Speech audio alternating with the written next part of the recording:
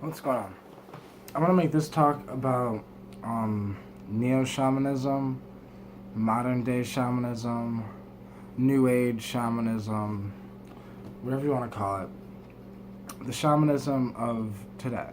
The shamanism of this technological world, mainly, because you can go in on the shamans today on how the shamans from the Amazon act, but the shamans from the Amazon are starting to become modern as well.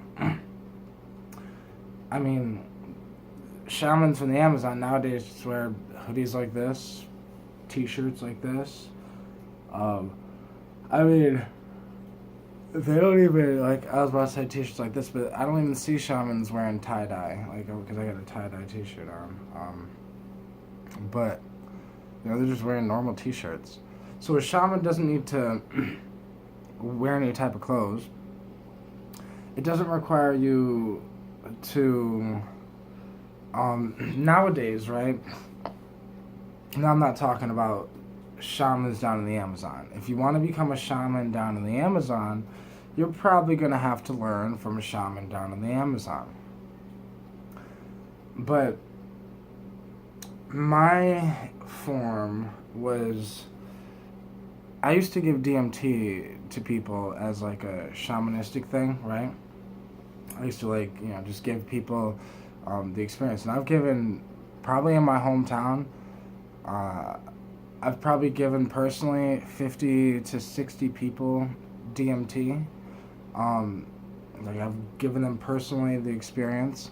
And then I had a friend that I did this with, that I kind of taught some shit. So he used to give people DMT as well. So, including him, I've probably given DMT to 150 people.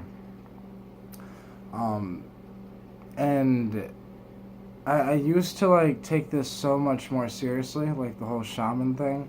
I used to sit there and say, I wanted to start doing this on a bigger scale. Like I would have these DMT, you can call them DMT retreats, but they're really not retreats. They're just, people would just come over and smoke DMT with me.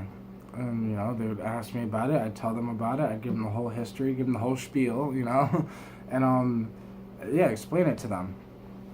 And then I'd, help them with their experience with the set and setting. I couldn't, it's like you can't really, guide them in the experience themselves, but you can set the vibe right. Incense, either the right music, so frequency playing, 432 or 528, or nothing, blindfold, silent darkness, be able to go. Perfect set and setting, they feel comfortable, they feel at home, they know where the exits are, just in case, that type shit, right? That's one of the reasons why I used to call myself a shaman, or a modern day shaman, because I was giving the medicine away like shamans do, right? I was teaching people just like shamans do. I was healing just like shamans do. But then I stopped because, one, I had a couple people freak out, severely freak out, which didn't freak me out, because it's while they're freaking out, there's really nothing much you could do. Excuse me. You just gotta wait that 5-10 minutes for the experience to end.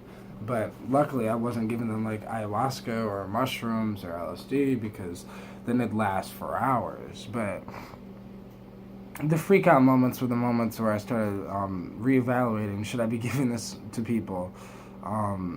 So I stopped giving it to people, and I just do it myself. But I would still consider myself a modern day shaman. I still learn from the plants. I still go on my own plant dietas. Now, I have plant dietas with plants that shamans don't have plant dietas with, because shamans are only available to use the plants in their area.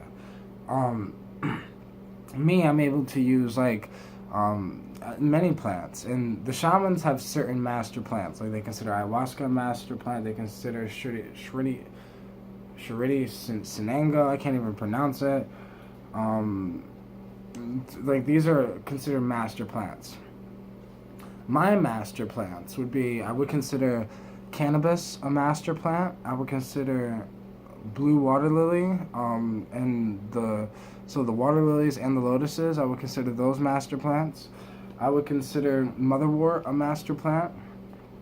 I would, I'm trying to think. I think that's all my master plants type shit. I mean, I would consider blue vervain a master plant as well. What else? What else do I got over there? I guess that's what all I would consider my master plants. Now I have other herbs that I use, other medicinal herbs like lion's mane mushroom, like chaga mushroom. There's obviously, I use kratom, but I wouldn't consider kratom a master plant or really a shamanic thing. I more use kratom for a grounding thing, and a helps me work type thing. But I think that this modern day shamanism thing is all based on your perspective and mind state you have on the plant. So if you're looking at these plants like they're drugs, or if you're looking at these plants, even if you just look at these plants, like if you look at this plant like, okay, I have a headache. Oh my God, this plant could take away my headache.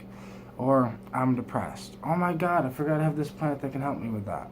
And it's like, yes, these plants can help you with that, but I feel like this is not what these plants were designed for. They were designed for much bigger things. They have a soul to them. They have a consciousness. They're alive. They have knowledge to teach you. Like, the experience the plant has is just the collective knowledge that plant has gained since its creation. So it has, what are they called? Morphic resonance. Rupert Sheldrake talked about it, and how basically it's like the memory in a field. It's like a field of memory in a way. I'm paraphrasing and making it way simpler to whatever, but basically it just makes it so these different plants have, not even just, he was talking about genetics, right? Or not necessarily genetics, but humans. I'm talking plants have this morphic resonance field. This field where they store information, like a cloud, where they store information, where they store their genetic makeup. Plus, I mean, it's also in the plant's DNA, but it's like, I think there's a side of the world that we can't see. And this is part of the new archaic revival. This is part of the new modern day 60s that we're in.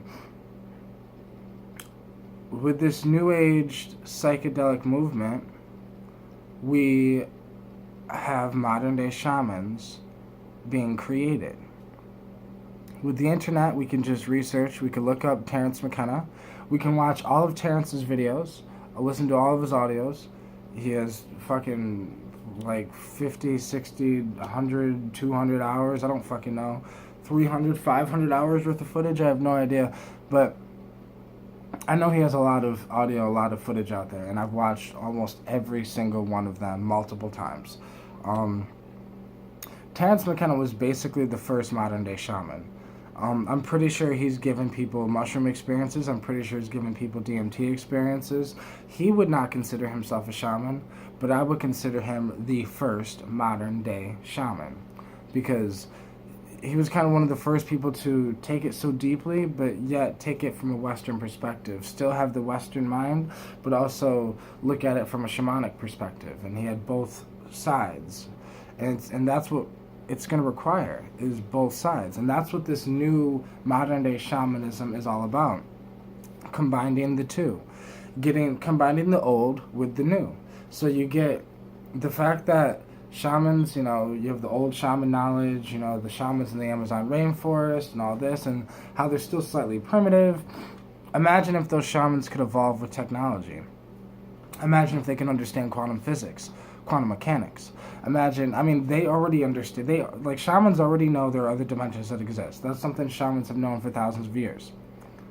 quantum physicists just finally proved that other dimensions exist. Quantum physicists are now, proving, with the existence of E8, they're proving a lot of different things, and they're discovering a lot of new things that shamans already basically knew.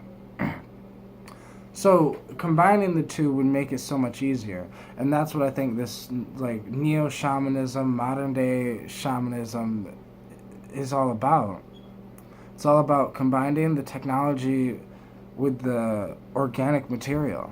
It's all about a rebirth of alchemy, right? Because I hear a lot of people talk about, I could never find DMT, it's so hard to get.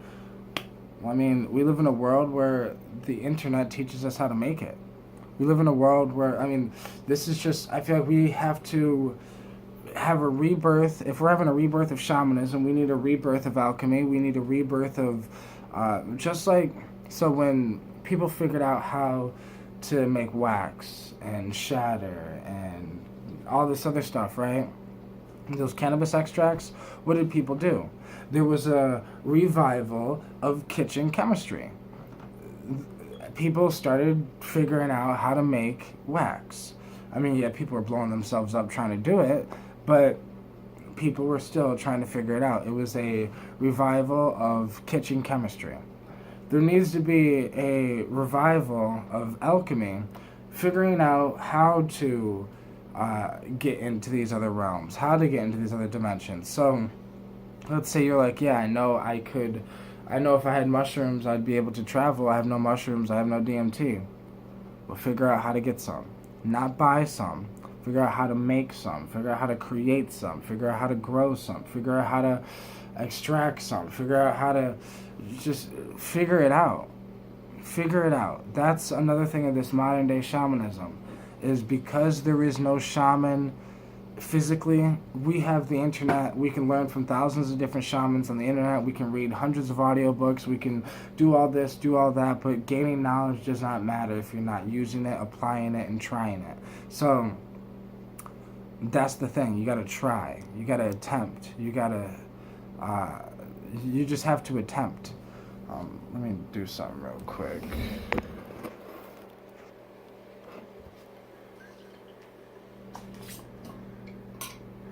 Drink my tea.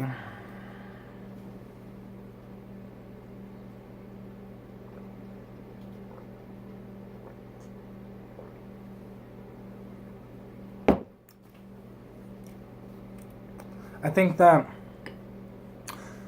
this new modern day shamanism, it just requires personal education. It requires you to go out there and get educated. Research plants that you feel a connection to. Buy those plants, order them online, send them to your house. Start brewing them up, start trying it, start exploring, start diving deep. Figure out what you're looking for. Because what you're looking for, if you know what you're looking for, you'll have a better idea of what plants will help you in your life. Because the plants I use in my life might not help you in your life, because we might be looking for two different things. But because there's multiple forms of, if you get 10 different shamans from the Amazon rainforest and put them together, they're going to give you 10 different answers on the world, 10 different answers on what they want out of life, 10 different answers of this and that, because they're different people. Just because we practice modern day shamanism doesn't mean we are the exact same. We're still individual people. So my thing is, don't be scared to get out there and try shamanism, because this is the thing. You have so many people that are scared because they're like, oh, I can never be a shaman. If in order to be a shaman, you have to be taught from someone in the rainforest, or I'm not good enough to be a shaman, or I don't know, and I wasn't raised on the Amazon, so I'll never be. You're right. You'll never be because you say you'll never be. I don't have any limitations on what I can become. I can become whatever I choose to become. Shamanism is not about whether you've been to the Amazon or not, because I've never been to the Amazon, but yet I can take, there's multiple people I've seen on the internet that have gone to the Amazon 10, 15 times, and yet still know nothing about shamanism. Ooh, they've done ayahuasca a couple times and they think they know something. It doesn't mean you know anything. just because you've done ayahuasca a couple times with a shaman down in the Amazon. Realistically, if you want to be a shaman or be on the path to be a shaman, you have to dive deep with these things on your own without someone, because this is the thing with college. The same thing with college. With college, people say, "Oh, I got my college degree." So you learned about science or this or that or math or whatever in college because you were forced to. So you only learned because you were forced to, because you had someone telling you to go to class, because you had someone telling you to take this test, you had someone telling you to learn this thing. I learned this on my own because I wanted to. Not because somebody was telling me, not because I had some shaman expecting me to do something. No, I've done all this because this is what I want. This is my life. Shamanism is a lifestyle, not a religion. Shamanism is the way you view the world, your perspective on reality. Shamans are able to travel dimensions and, transcend their body, leave time, step out of time, and observe themselves and the reality that they're living in, right? And learn from the other dimensions, learn from the beings from the other dimensions, and travel, through the dimensions and be able to maneuver in there. And these are all things that I've been able to do. It's taken years of work. I mean, I've been using DMT for 5 years now. One more year I'll have my master's degree in DMT. But realistically, it wasn't just DMT that taught me. If I just left it up to the psychedelics, I would know a lot, but I wouldn't be able to apply a lot. The plants and the herbs, when I started going on plant dietas and, I had a plant dieta with Blue Lotus, had a plant dieta with Motherwort, had a plant dieta with cannabis, I use cannabis every day. But what I'm saying here is I'm learning from these plants. I've even learned from Kratom. Because Kratom is slightly addictive, I've learned self-control with Kratom. It's taught me self-control. These plants can teach you things if you pay attention. And that's the thing.